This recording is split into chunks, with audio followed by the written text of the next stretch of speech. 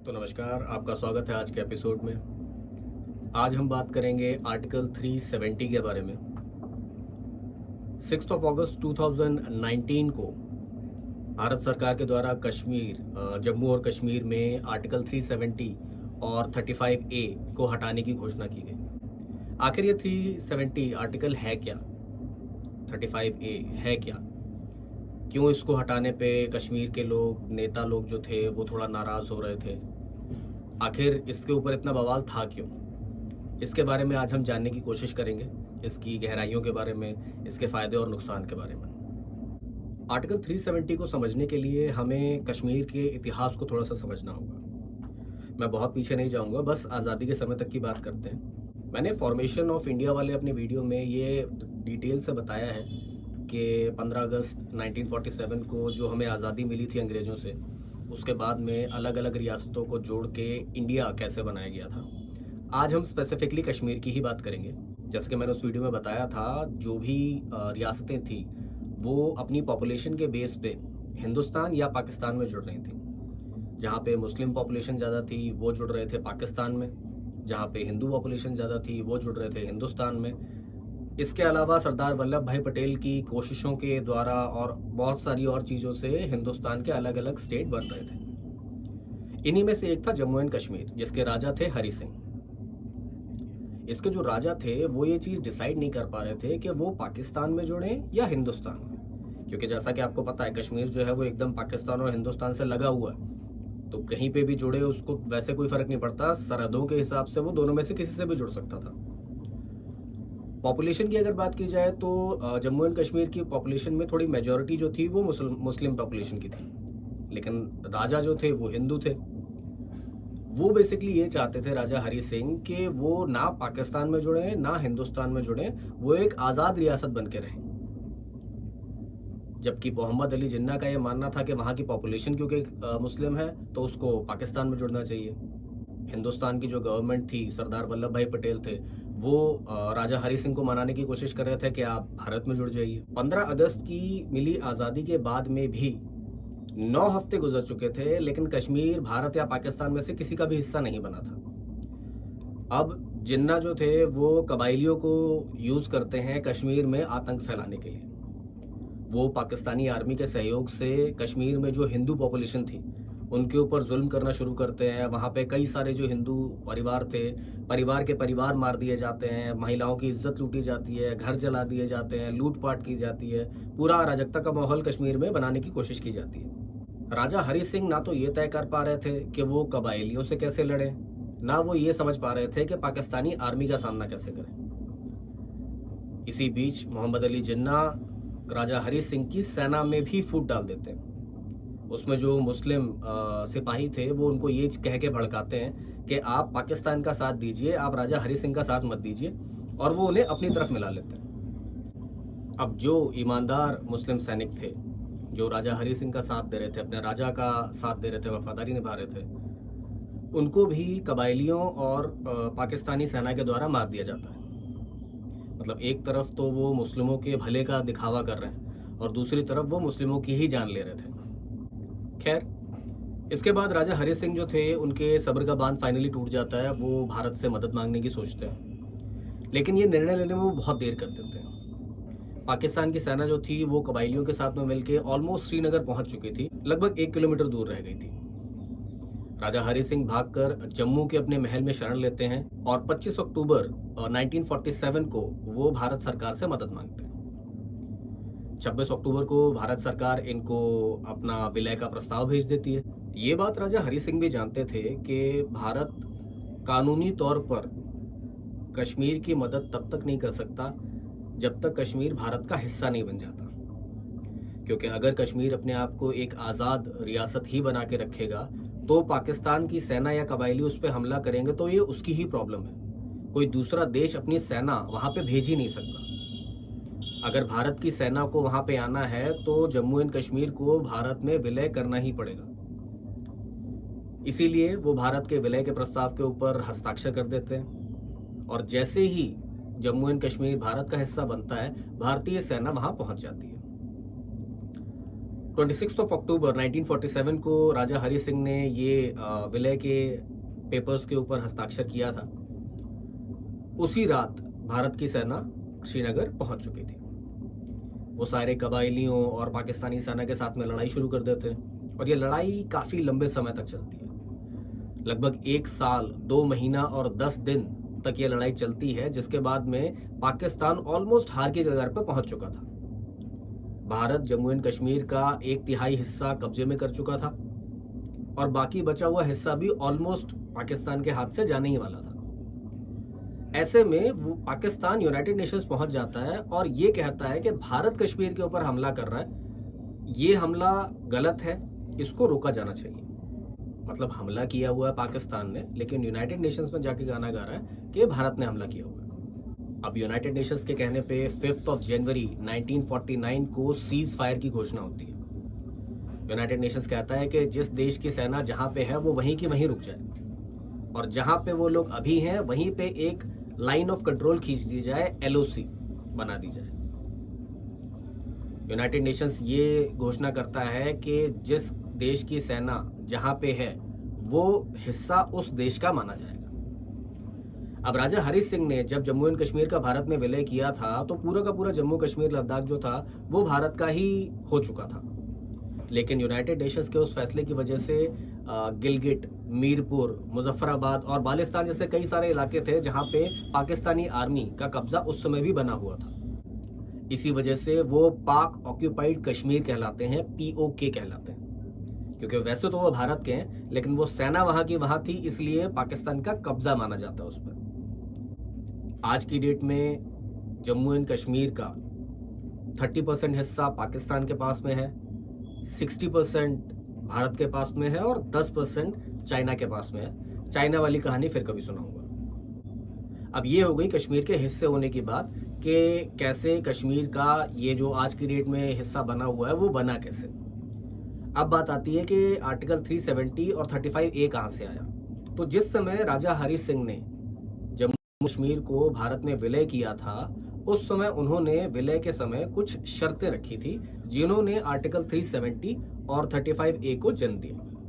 भारत पाकिस्तान के cease fire और LOC बनने के बाद में 27 मई 1949 को जम्मू एंड कश्मीर की संविधान सभा बनाई जाती है और उसके संविधान का एक आर्टिकल बनाया जाता है, आर्टिकल 306A। यही आर्टिकल 306A आगे चल के आर्टिकल 370 बना, तो कोई कंफ्यूजन ना हो इसलिए हम इसे आर्टिकल 370 कह के ही पुकारेंगे। हालांकि ये आर्टिकल 306A था जो बाद में 370 बना। इनकी पहली शर्त ये थी कि कश्मीर को एक स्पेशल स्टेट का दर्जा दिया जाए। इस आर्टिकल के हिसाब से जम्मू एंड कश्मीर की विधानसभा जो होगी वो भारत की बाकी सभी विधानसभा से अलग होगी। जम्मू एंड कश्मीर में डिफेंस, कम्युनिकेशन और एक्सटर्नल अफेयर से रिलेटेड कानून जो हैं वो तो जैसे भारत के हैं वही माने जाएंगे, लेकिन इनके अलावा भारत सरकार का बनाया हुआ कोई भी कानून जम्मू एंड कश्मीर में तब तक लागू नहीं हो सकता जब तक जम्मू एंड कश्मीर की विधानसभा उस कानून को पास ना कर ले। जब मैं जम्मू एंड कश्मीर कह रहा हूं तो ये मान के चलिए कि जम्मू, कश्मीर और लद्दाख JNK यानी जम्मू और कश्मीर माने जाते हैं। 26 नवंबर 1949 को भारतीय संविधान में भी इस समझौते को मंजूरी दे दी गई। अब जानते हैं कि आर्टिकल 370 में और क्या क्या था। आर्टिकल 370 के हिसाब से भारत सरकार का आर्टिकल 356 जम्मू एंड कश्मीर पे लागू ही नहीं होता। अब ये आर्टिकल 356 कहता है कि भारत के राष्ट्रपति को ये हक है कि वो भारत के किसी भी स्टेट की सरकार को भंग करके वहां पे गवर्नर्स रूल या फिर राष्ट्रपति शासन लगा सकते हैं। इसका प्रोसेस कुछ इस तरीके से होता है कि जो सेंट्रल गवर्नमेंट होती है वो होम मिनिस्ट्री के थ्रू प्रेसिडेंट ऑफ इंडिया के पास में एक प्रस्ताव भेजती है कि ड्यू टू XYZ रीजंस इस स्टेट की विधानसभा को भंग किया जाए, दोबारा चुनाव कराए जाएं या फिर कुछ और राष्ट्रपति शासन या गवर्नर्स रूल लगाया जाए और राष्ट्रपति एक ऑर्डिनेंस निकाल के, एक आदेश निकाल के वहां की विधानसभा को भंग कर देते हैं। लेकिन ये चीज जो थी ये आर्टिकल 370 की वजह से जम्मू एंड कश्मीर की विधानसभा के लिए संभव ही नहीं थी। मतलब माना कि जम्मू एंड कश्मीर भारत का हिस्सा है, लेकिन भारत के राष्ट्रपति या भारत की सरकार का वहाँ के विधानसभा के ऊपर कोई कंट्रोल ही नहीं है। वो कुछ भी कर ले, भारत सरकार उसको भंग कर ही नहीं सकती। यही वजह थी कि 1956 तक जम्मू एंड कश्मीर के गवर्नर को सदर ए रियासत कहा जाता था, मतलब एक रियासत का मुखिया। गवर्नर नहीं कहा जाता था, सदर ए रियासत कहा जाता था। और यही नहीं, वहाँ के जो मुख्यमंत्री थे उन्हें भी वजीर आजम कहा जाता था, मतलब प्रधानमंत्री। आज़ादी के 18 साल हो चुके हैं और ये चल रहा है जम्मू एंड कश्मीर में आर्टिकल 370 की वजह से। वहाँ पे मुख्यमंत्री जो हैं उन्हें प्रधानमंत्री के तौर पर बुलाया जा रहा है। हालांकि 1965 में इस चीज़ को हटा दिया गया और वहाँ गवर्नर को गवर्नर और मुख्यमंत्री को मुख्यमंत्री बुलाना शुरू कर दिया गया। यही नहीं, आर्टिकल 370 के हिसाब से जम्मू एंड कश्मीर के लोगों की अपनी नागरिकता होती है, मतलब सिटीजनशिप। मतलब कोई भी इंसान अगर जम्मू कश्मीर में पैदा हुआ है, वहाँ पे रह रहा है, तो वो वहाँ का नागरिक है और वहाँ का नागरिक होने के बाद वो भारत का नागरिक बनेगा। मतलब dual citizenship Jammu and Kashmir के लोगों के पास में थी। यही एक वजह है कि आर्टिकल 370 के हिसाब से भारत के किसी भी जगह का कोई भी इंसान जम्मू एंड कश्मीर में ज़मीन खरीद ही नहीं सकता था, क्योंकि जम्मू एंड कश्मीर में ज़मीन खरीदने के लिए आपको जम्मू एंड कश्मीर का नागरिक होना पड़ेगा। अगर आप वहाँ के नागरिक ही नहीं हैं तो आप वहाँ पे ज़मीन खरीद ही नहीं सकते। और तो और जम्मू एंड कश्मीर का अपना एक झंडा भी था। वहाँ के हर एक सरकारी दफ्तर में भारत के तिरंगे के साथ में जम्मू एंड कश्मीर का झंडा भी लगाया जाता था, जो एक लाल कलर का झंडा है जिसमें साइड में 3 सीधी लाइन है, जो जम्मू एंड कश्मीर के 3 रीजन्स, जैसा मैंने बताया, जम्मू कश्मीर और लद्दाख को दिखाती हैं। और बीच में एक हल का निशान लगा हुआ है जो किसानों और मजदूरों का सिंबल है। भारत की विधानसभा का चुनाव हर 5 साल में होता है, जबकि जम्मू एंड कश्मीर की विधानसभा का चुनाव हर 6 साल में होता था आर्टिकल 370 के हिसाब से। वहां का मुख्यमंत्री जो था उसका कार्यकाल 6 साल का था। यहां तक कि भारत के सुप्रीम कोर्ट का भी कोई फैसला जम्मू एंड कश्मीर में लागू नहीं किया जा सकता। वो वहां की विधानसभा मानेगी तो किया जा सकता है एज पर आर्टिकल 370। अगर जम्मू एंड कश्मीर की नागरिकता रखने वाली कोई महिला किसी गैर कश्मीरी नागरिकता वाले से शादी करती है, मतलब कश्मीर के अलावा भारत के किसी भी जगह के किसी भी लड़के से शादी कर लेती है, तो वो अपनी जम्मू एंड कश्मीर की नागरिकता खो देगी। मतलब अब वो खुद भी जो वहां पैदा हुई है, वहां पली बड़ी है, वो भी जम्मू एंड कश्मीर में जमीन नहीं खरीद सकती, बिकॉज उसने एक गैर कश्मीरी से शादी कर ली है। इसमें एक और पेच था कि अगर कोई पाकिस्तानी आदमी कश्मीर की महिला से शादी कर लेता है तो उस पाकिस्तानी आदमी को जम्मू एंड कश्मीर की नागरिकता मिल जाएगी। डुअल सिटीजनशिप है ना, इंडिया की नहीं मिलेगी, भारत की नागरिकता नहीं मिलेगी, जम्मू एंड कश्मीर की नागरिकता मिल जाएगी। यहां तक कि जो भारत के भ्रष्टाचार रोकने वाले कानून हैं, आरटीआई हो गया, सीएजी हो गया, ये सब जम्मू एंड कश्मीर में लागू ही नहीं होते, क्योंकि इन्हें वहां की विधानसभा ने पास नहीं किया। मतलब देश एक है लेकिन उसके कानून अलग ही चल रहे हैं। वहां की नागरिकता अलग, वहां का झंडा अलग, वहां के कानून अलग। इंडिया का कोई राष्ट्रपति, प्रधानमंत्री, सुप्रीम कोर्ट तक अगर कुछ चाहे तो वहां पे कुछ कर ही नहीं सकता। क्यों? आर्टिकल 370 की वजह से। अब ये बात हुई आर्टिकल 370 की, तो फिर 35A क्या है? 35A दरअसल ये बताता है कि जम्मू कश्मीर का नागरिक है कौन। और आर्टिकल 35A के हिसाब से 14 मई 1954 से पहले तक जो कश्मीर में रह रहा था, वहां पैदा हुआ था, वो और उसका परिवार जो वहीं रह रहा है, उसका जो वंश है, वो तो कश्मीरी है, कश्मीर का नागरिक है। लेकिन 14 मई 1954 के बाद में अगर वहां पे कोई भी आया है, चाहे वो कितने भी साल रह ले, कोई भी नौकरी धंधा कर ले, पूरी उम्र वहां गुजार दे, लेकिन वो कश्मीर का नागरिक नहीं माना जाएगा। ना वो कश्मीर में ज़मीन खरीद सकता है, ना उसे वहाँ सरकारी नौकरी मिलेगी कश्मीर की सरकार में, ना ही उसे कश्मीर, जम्मू एंड कश्मीर की सरकार के द्वारा नागरिकों को दिए जाने वाली कोई भी सुविधा मिलेगी एज पर आर्टिकल 35A जो डिफाइन करता था। इसी वजह से 6 अगस्त 2019 को भारत सरकार ने आर्टिकल 370 को हटाने की घोषणा करी, जिसके बाद में जम्मू एंड कश्मीर के 2 हिस्से हो गए, एक तो जम्मू एंड कश्मीर और दूसरा लद्दाख। लेकिन अब ये दोनों ही यूनियन टेरिटरी बन चुके हैं। अब ये स्पेशल स्टेट का दर्जा नहीं रखते, अब ये यूनियन टेरिटरी बन चुके हैं। भारत सरकार के सारे कानून, सारी की सारी चीजें जो हैं वो यहाँ पे भी लागू होंगी। बाकी सारी यूनियन टेरिटरीज की तरह यहाँ भी मुख्यमंत्री होगा, यहाँ भी गवर्नर होगा, लेकिन जैसे यूनियन टेरिटरीज में होता है, मुख्यमंत्री से ज्यादा पावर गवर्नर के पास में होगी, जो सेंट्रल गवर्नमेंट अपॉइंट करती है।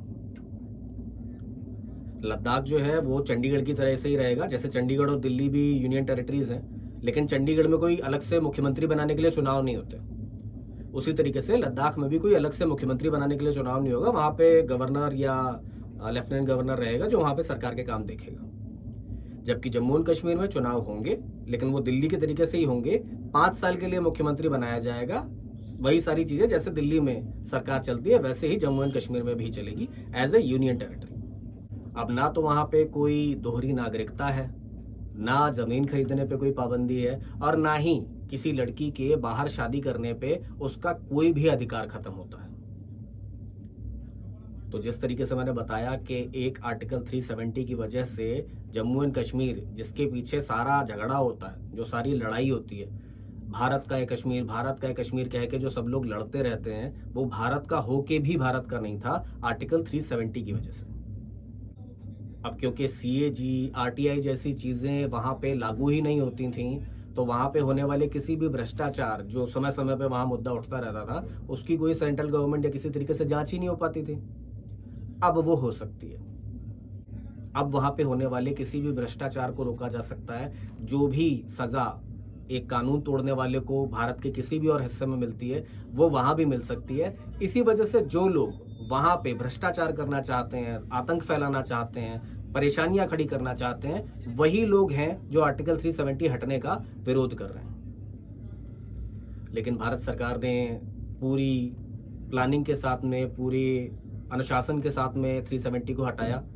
लोगों जो वहां पे उपद्रव कर सकते थे उन्हें नजरबंद करके रखा, वहां के नेताओं को भी नजरबंद करके रखा, और शांति से आर्टिकल 370 हटा दिया, जिसकी वजह से अब जम्मू एंड कश्मीर में बहुत सारे चेंजेस हुए। सारे मैं अभी नहीं बोल सकता, ये वीडियो सिर्फ इसके एक्सप्लेनेशन तक ही। अब आपसे मिलेंगे अगले एपिसोड में, तब तक के लिए नमस्कार।